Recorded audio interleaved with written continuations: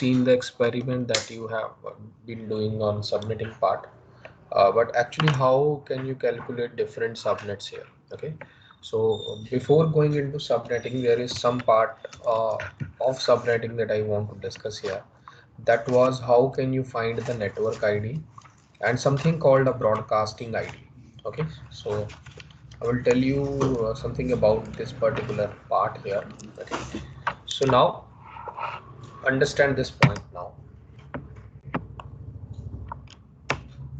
Okay, so suppose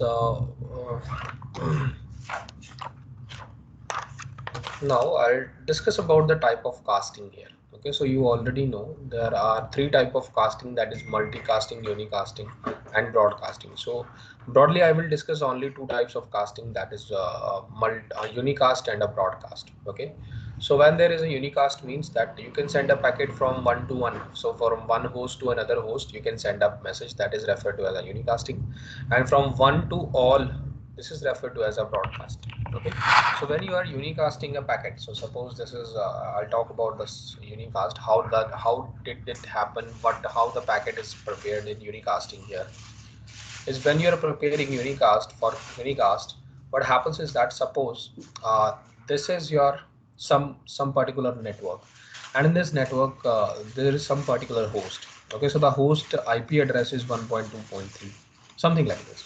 Okay, so now what will be the network ID of this particular network here? Okay, so the network ID of this particular network is 15.0.0.0. So how I am able to extract the network ID from the IP address of a given host? This is a host. Okay, is now understand this particular point. So this is 15.2.3.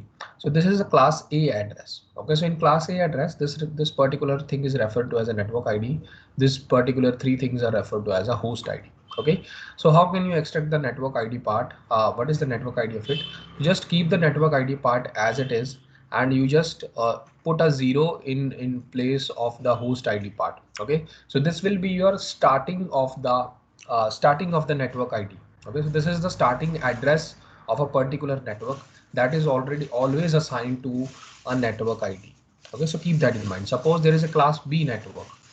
So what is the range of class B? I think it was 120. Suppose 129.1.2.3. Because you already know this is IP address that is given to you, and this is a class B IP address. In this particular part, this is network ID and this is network ID.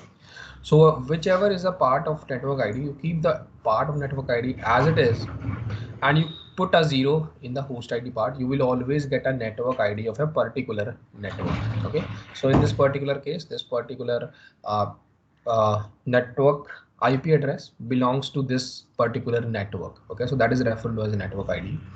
And here in another network, suppose it is given as 25.1.2.3. What is the network ID of this particular network? It will be, because it's a class A network, so it will again be 25.0.0.0. Okay, so that is how you calculate it. Now you want to send this message to this particular host. What can you do?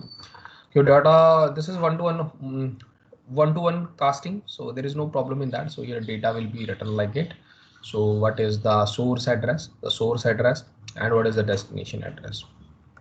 Source address in this case will be 15.1.2.3, and destination address in this case will be 25 plus 1.2.3. Obviously that is easily, you can easily calculate it out. So unicasting is simple. From unicasting we came to know that how to find something called as a network ID. Okay, so keep that in mind. Now now another problem is the, now I'll come to broadcasting. Okay, so broadcasting is again divided into two parts. Okay, so the first part is referred to as a limited broadcasting,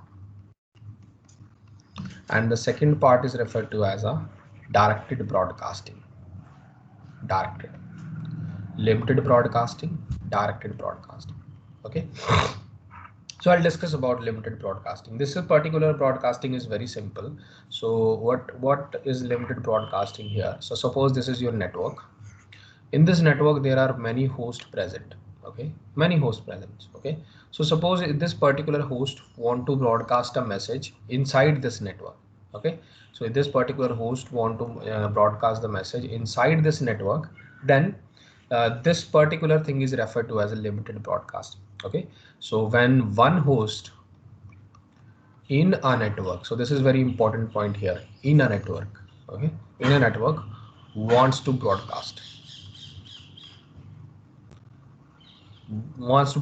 any message, it will be referred to as limited broadcasting here, limited LB or limited broadcasting here. Okay, so when a particular host inside a network, this is very important point, wants to broadcast any message, this is referred to as limited broadcasting. Another thing is that now understand this point. Suppose what will be the problem in this case? Okay, so we have seen that in the previous what is the network ID? Suppose the network ID of this particular was the same 15.0.0.0, and this was the host 15.1.2.3. Okay, so if this particular in this particular class A network, so this is a class A network 15.0.0.0. In this class A network, I want to broadcast something. Okay, so you already know in class A network, just wait a second.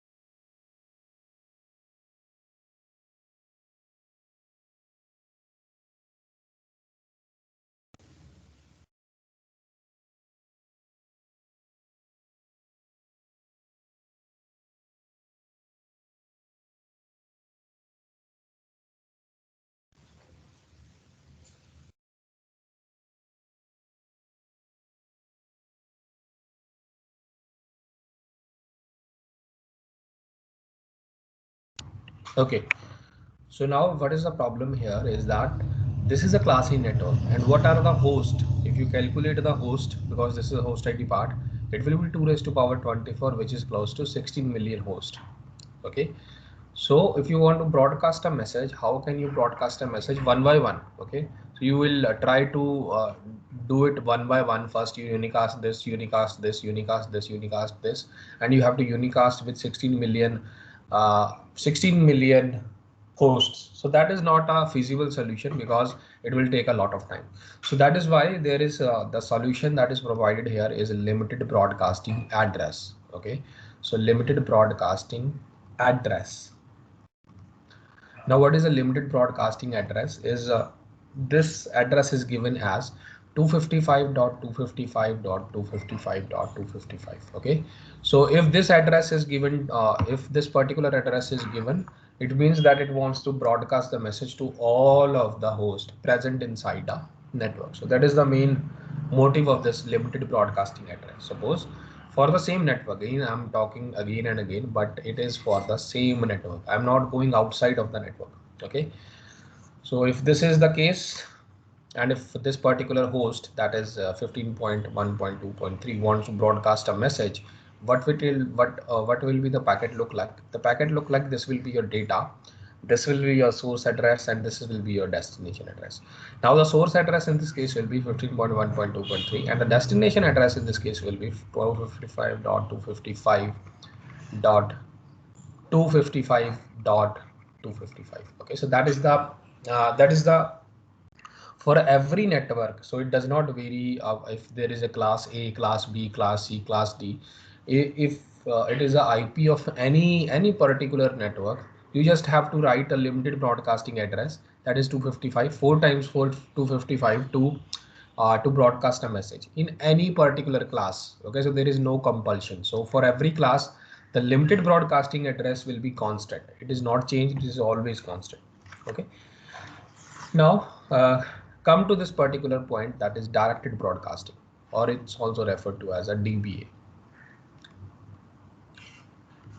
Okay, so now what happens in this case? Now suppose, again taking the same example here. So suppose this network is 15.0.0.0. Again, I'm taking class A network. So it is 15.1.2.3, something like this. In the similar way, now I want to broadcast a message in this particular network, that is 25.0.0.0. Okay, so I want to transfer some message and I want that this particular message will be broadcast in this particular network. Okay, so that is referred to as directed broadcasting. Okay, so broadcasting in another network.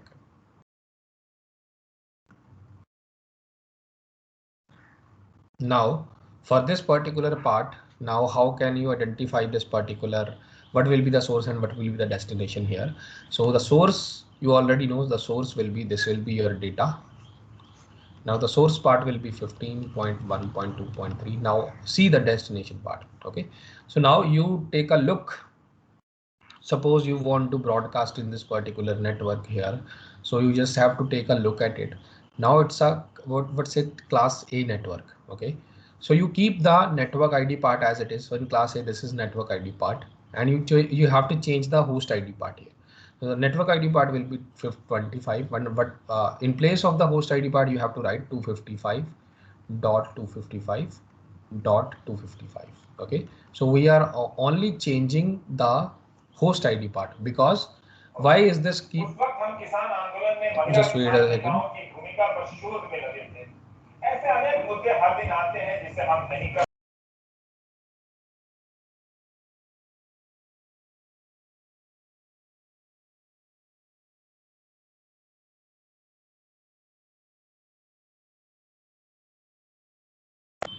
Okay, so now take a look at this.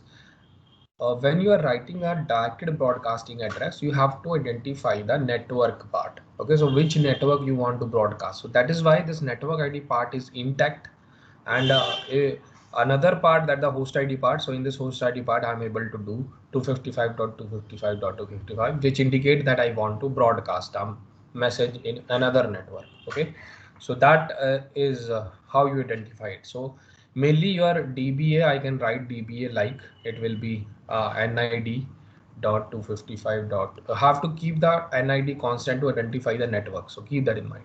Okay, so now if you're seeing here, I have not talked about, in the previous lecture, I have not talked about the number of hosts. Okay, so if you take the table, take a look at the table. I have not asked about anything about the number of hosts that is present there. Okay, so what you do now in this particular thing, I will talk about the number of hosts as well. Now I'll understand two things here. One address. Okay, so one address is reserved for network ID part. So you have to denote a network ID part.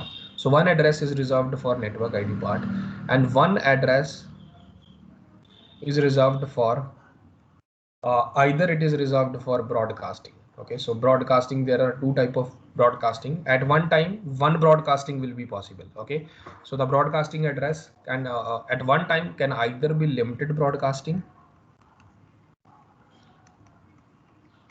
or a directed broadcasting. That will be NID, in this particular case NID.255.255.255. Okay, so either of these two broadcasting can exist. So in a particular network, if you want to broadcast a message, you can directly use 255 irrespective of any class. Okay, so there is no compulsion of class. But if you want to broadcast it in another network, you have to use this particular ID. Okay, as a destination part. Okay, so suppose from another network I want to broadcast in this particular network, so in the destination part I have to use this particular address. Okay, so now understand this point. Now I will talk about hosts. Okay, so I'll again draw the same table. This is class A, class B, class C, class D.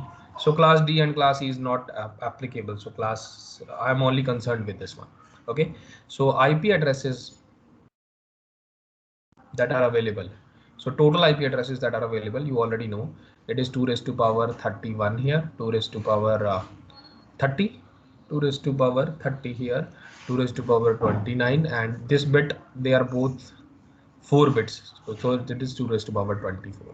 Okay, so these are total IP addresses. Now I want to know IP addresses per network. Okay, IP address per network.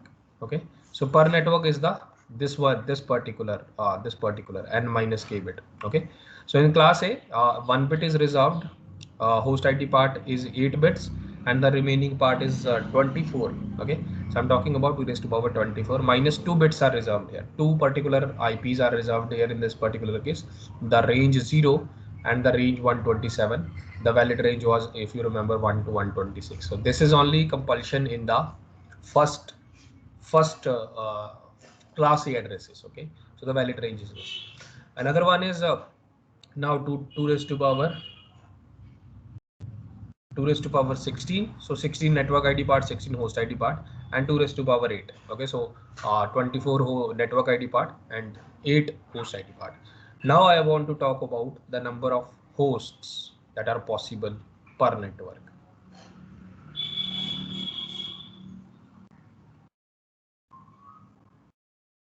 Okay, so now we already know that 2 addresses will be reserved for something called an NID and network ID and a broadcasting ID. So it will be from what will be the remaining part here? Just wait a second.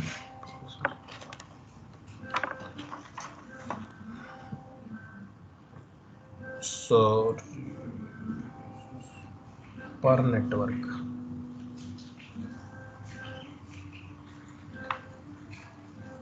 So I think I made a mistake. Okay, IP addresses per network. This is not total network. Sorry. So IP addresses per network is 2 raised to power 24. So I have to write also the total networks also. So just to be completeness, just for the sake of completeness, I have to write the total networks. Okay, so total networks also. So I've done this till here. I have done this part in the previous lecture, so you can refer to it. So total network was 2 raised to power, what was it, 2 raised to power 7 minus 2. So that was minus 2 here, so I made mistake here. Okay, another one was 2 raised to power 14 because 2 bits are reserved. 3 bits are reserved here, so it was 2 raised to power 24 minus 3, it is 21. Okay, so now number of hosts available per network. Okay, so in this host part, what I'll do now, the host bit is, if you remember, what is the host bit? Host. Sir. Yes, yes. Sir, we. Hello. Hello. Yes, yes.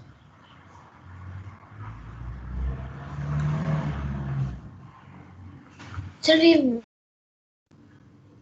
Hello, can you speak? I think. Yes, yes, we Are being removed from the meeting. Okay, okay, okay. Why people do this, I don't get it.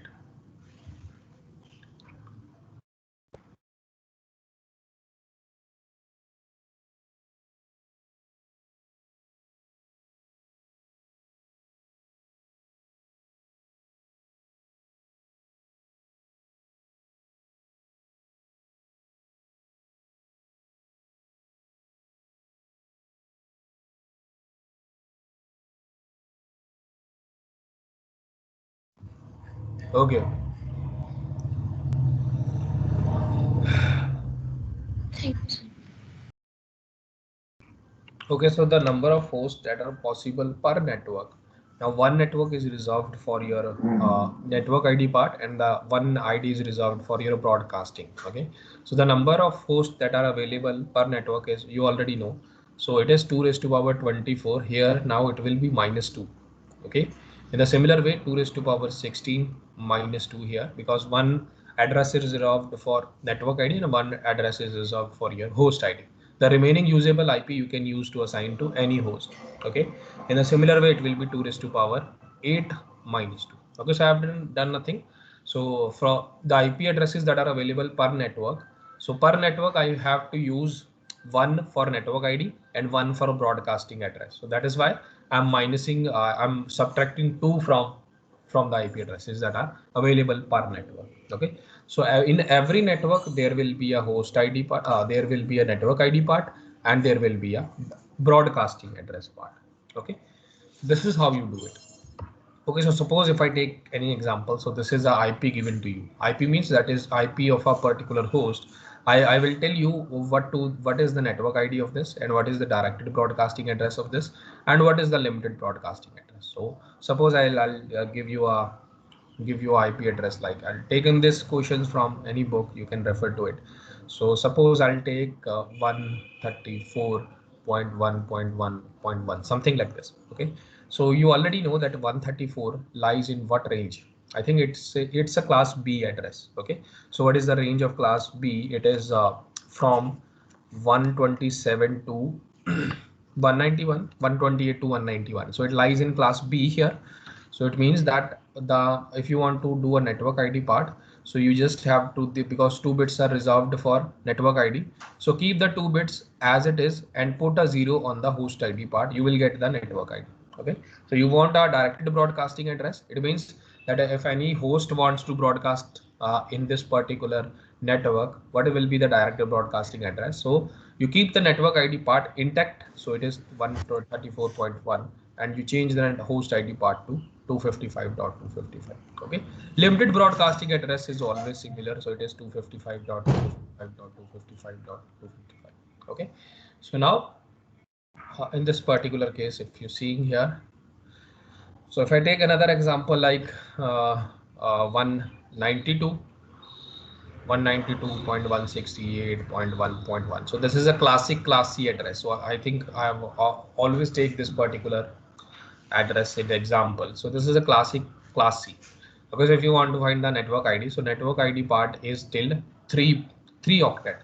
So keep the network ID part intact, 168.1.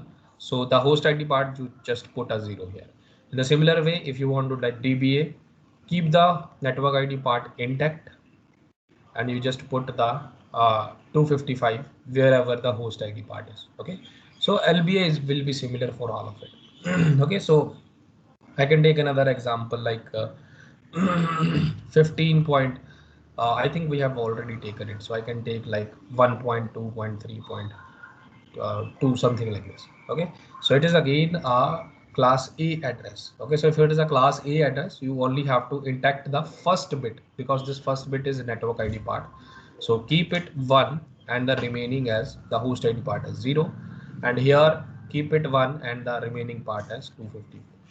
Okay, so that is how you can easily find the DBA. And again, if you have given a question like like 240 242 something like this, 242.1.2 something like this. Okay, so if you are able you cannot find the network ID host ID part here, and there is no directed broadcasting address here, because this is class, I think it is class D address. Okay, so in class D address, it is not there is no division of network ID and host ID. So that is why you cannot write it like that. Okay, so or if you have given a question, so you can directly neglect it, that it cannot, the network ID and DBA of this particular host or this particular IP does not exist, because this particular IP belongs to a class D and it cannot be divided like that. Okay, so now, if you understand this point till here, I think now I'll tell you about something called subnetting. Okay, so now why we need subnetting is when we want a logical division. Okay, so suppose there are in a network there are 4 departments in a college.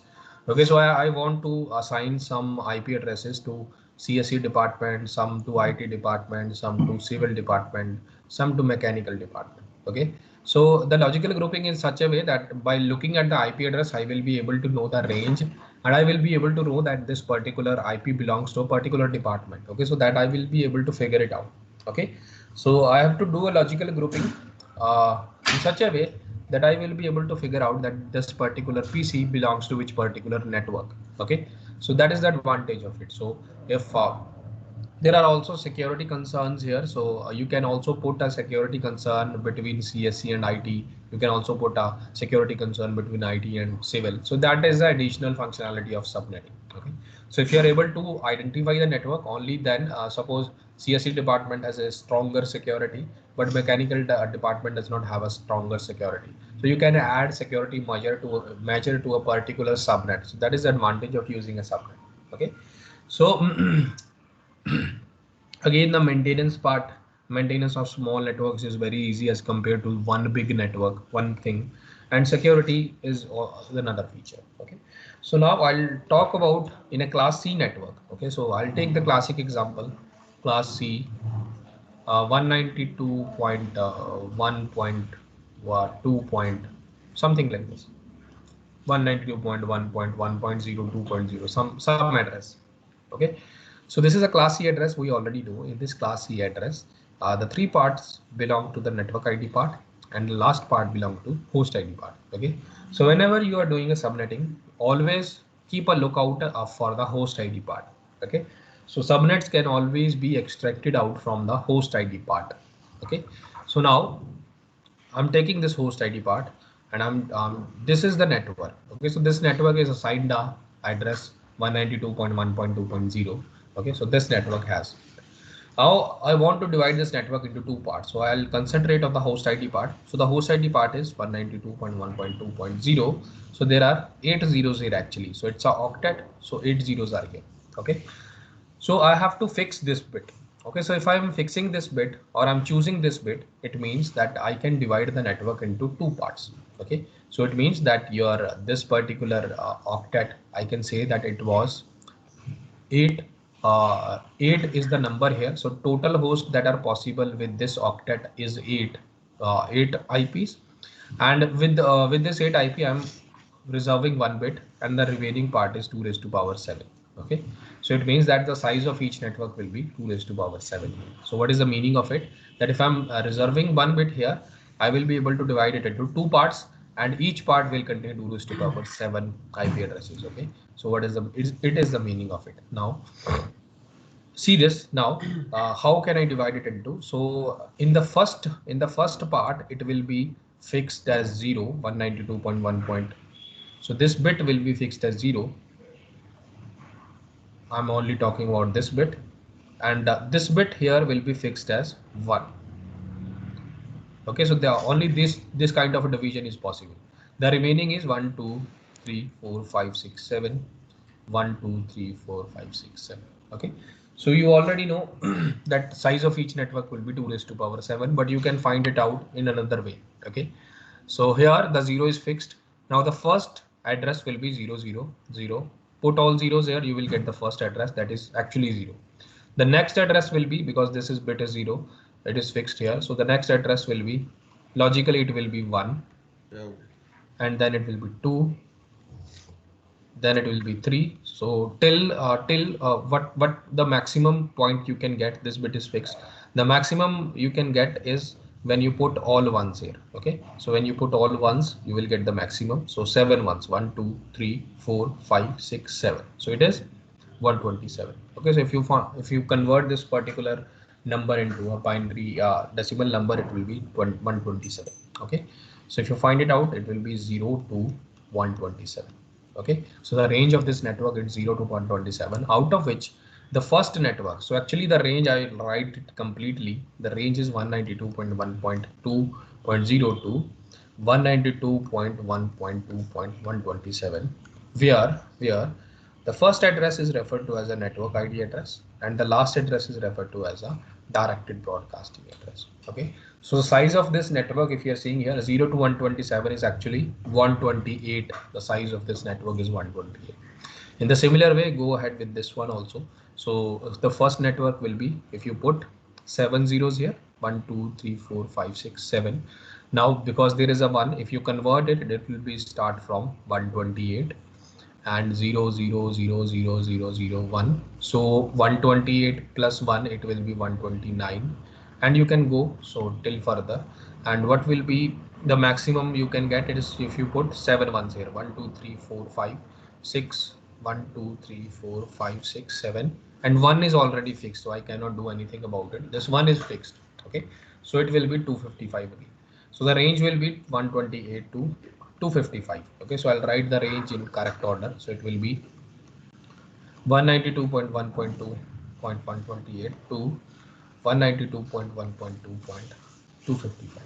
Okay, so that is the range where this will be your network ID part, and this will be your directed broadcasting address of this subnet. Okay, so this is subnet 0, this is subnet 1. Okay, so that is how you do it. Okay, so another thing is your subnet mask. Okay, so how can you calculate subnet mask? It's very important.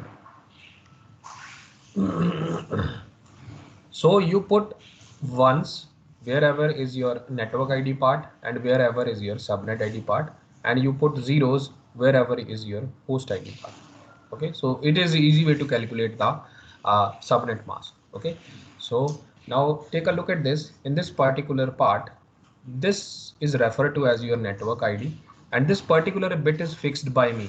Okay, so to divide the network into two parts, so this is a part of your subnet ID. In the similar way, these three bits are these three octet are belong to network ID, and again sorry, these three bits belong to network ID, and again I have fixed this bit by myself from the host ID part. So this particular bit is referred to as your subnet ID. Okay, so in both of them, the network ID and subnet ID part is very similar. So what is the meaning of it? So first is network ID part, second is network ID part, third is network ID part, and in the fourth octet, first bit is network ID part, first bit is network ID part, and the remaining bit 1, 2, 3, 4, 5, 6, 7 is host ID part. Okay, so I'm writing like this. If first bit is SID. Okay, so if you put all ones, 8 ones here, it will be, if you calculate it out, it will be 255. 8 ones here, 255. 8 ones here, 255.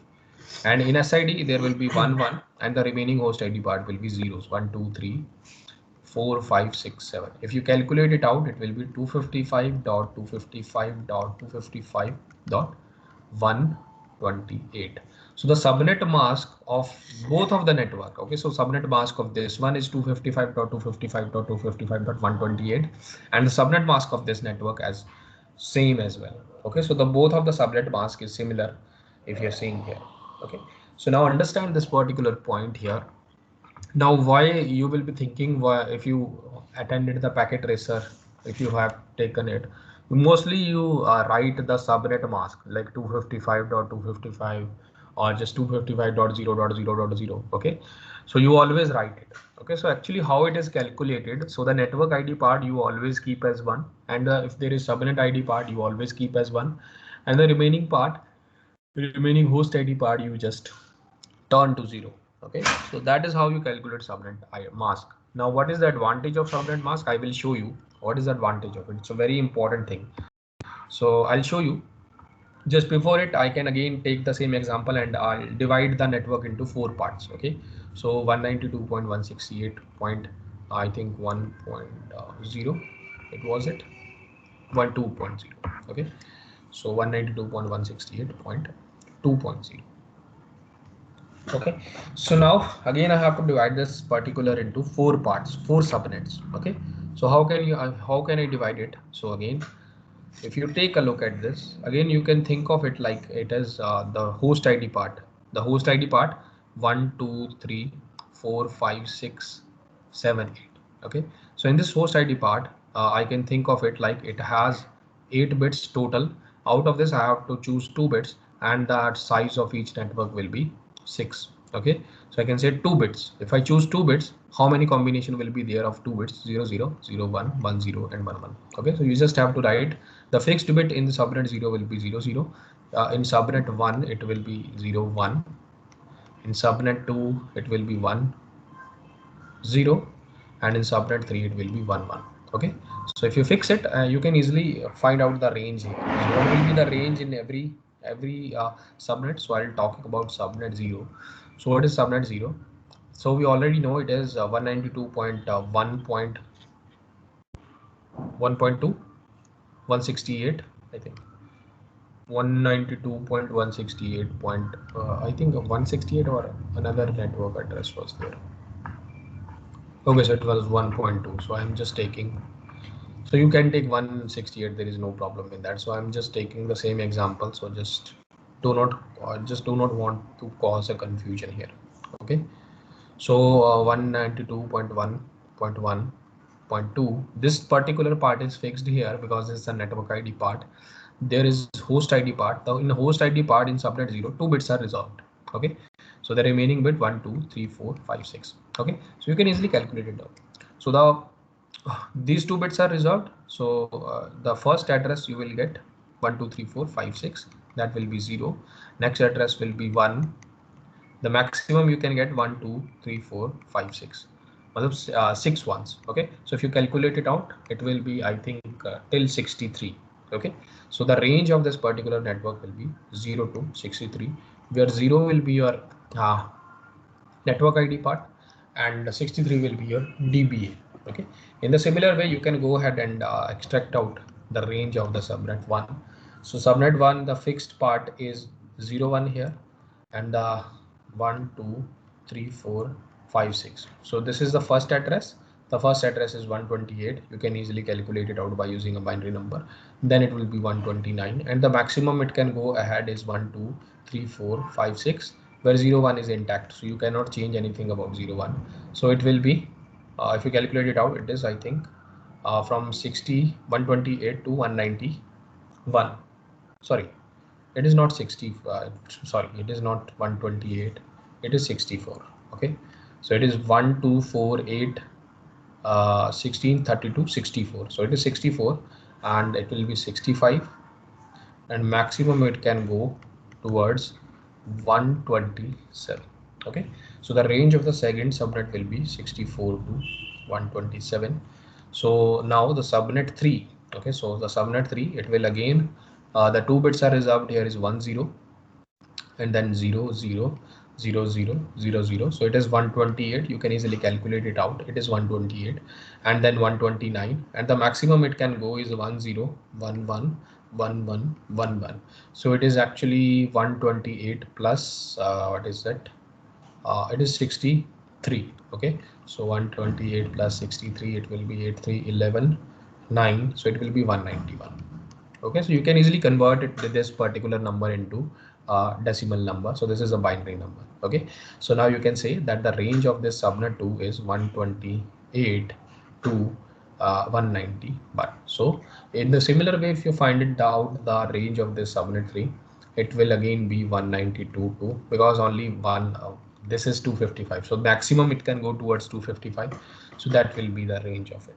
Okay, so now how can you find the subnet mask? So subnet mask, again, it's a very common practice here. So in every particular subnet, you are seeing here 2 bits are a part of subnet ID. So whatever is the subnet ID, it will be equal in all, because 2 bits are a part of subnet ID here, 2 bits are a part of subnet ID here, 2 bits are a part of subnet ID here, and 2 bits are a part of subnet ID. So in all of the networks, the subnet ID part is equal. Okay, so now how can you find the subnet mask here? So this is a class C address, so it is network ID, network ID, network ID, and we have used 2 bits of subnet ID. So this is subnet ID, and the remaining bits are host ID 1 2 3 4 5 6. Okay, so network ID part is already known, 255.255.255. So in this particular, it is 1 1, and the host ID part is 1 2 3 4 5 6. Okay, so it will be referred to as 192. Okay, so the subnet ID of all the subnets is this one. Okay, so now you will be thinking, what is the advantage of this subnet ID part? Okay, so what is the advantage of it? Okay, so I'll show you that if I write a router here. Okay, so this is your router, and suppose this router is connected to 4 other subnets.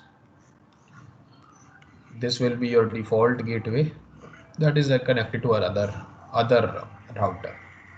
Okay, so this network you already know. In this particular network, the range is from 0 to 63. This is 120. This is your 192 to 255. So I think I made a mistake here. Just wait a second. So it is 64 to 127. It is 128 to 191 and 192 to 255. Okay, so these are the 4 subnets that are available here. Okay, so how this is your interface. Suppose this is interface A, B, C, D, E. Okay, so this particular E interface referred to as a default gateway. Okay, so if the router is not able to find the particular packet belongs to this network, so it will send the packet towards this interface. Okay, so this router now, this suppose R1. In R1, how the entries look like. Okay, so R1 will take an entry of network ID. Also, it is referred to as a subnet ID part. Okay, so sometime keep in mind that when I am talking about this as network ID, so this, because I have divided this network ID into two parts, that is subnet, two subnets. So this network ID is also referred to as subnet ID. Okay, so subnet ID and network ID are used interchangeably. Okay, because network ID is the ID of the whole network, but we are dividing the network into two subnets. So that is why it is more commonly referred to as subnet ID. Okay, so they are used interchangeably. Keep that in mind. Okay, so now it will take network ID and subnet ID part. Another will be subnet mask. Another will be to which interface it is connected. Okay, so what is network ID? It is the starting address. So the first network starting address will be,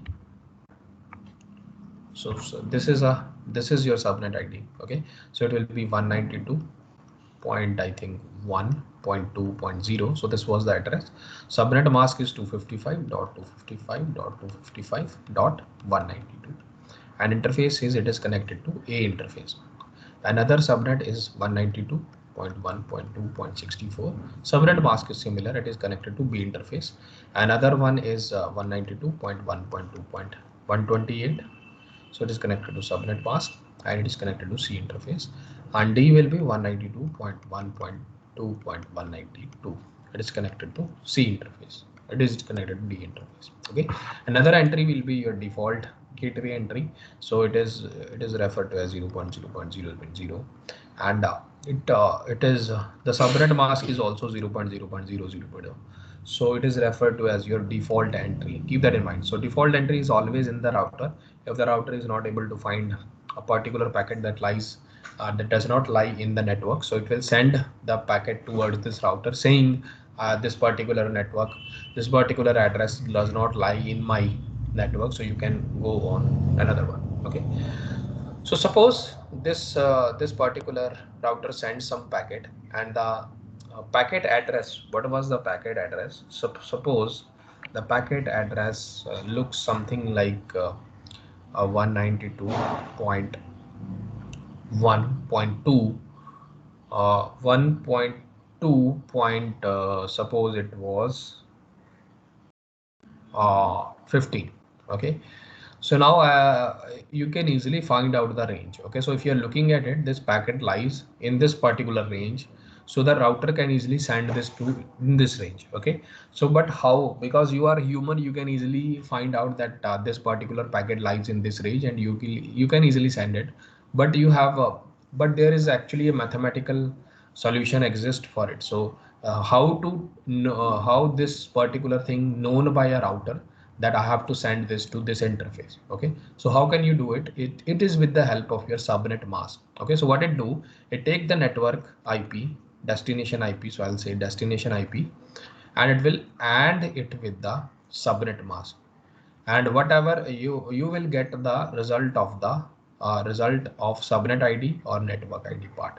Okay, so this you will get this particular value. Okay, so whatever is this value, you can find the interface and you can send it. So I'll take this example. So this is your destination IP. So this is it. So what is that? 192.1.2.15. And what is the subnet mask here? Subnet mask is 255.255.255.192. Okay, so you have to convert it into binary to and take a AND of it. So what is AND of this particular one?